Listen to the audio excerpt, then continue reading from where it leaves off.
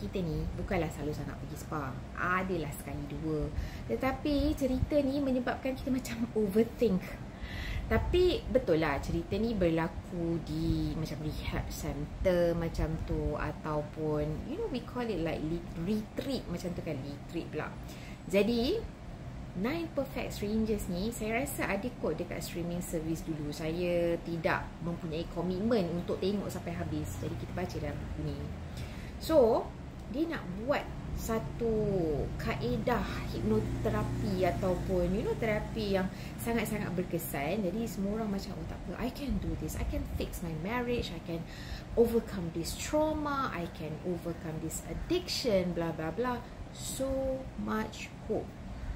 And then came, tak tahulah apa yang dia cuba buat. All this yoga lah, fasting from speaking, semua tu, it sounds very very good on paper. And the course is actually expensive. Memanglah tempat dia pun kalau nak ikutkan di tengah-tengah kind of hutan, mansion lah yang besar, private place, feels very intimate macam tu kan. So much hope.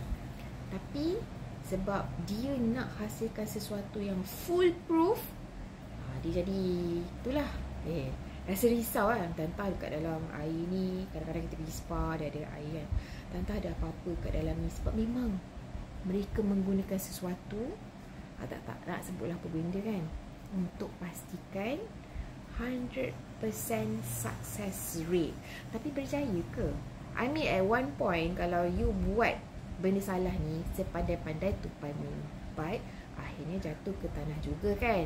Jadi jatuh tak dia ke tanah, ataupun dia macam tak apalah, make good money and then pay good taxes and then you can get away with it.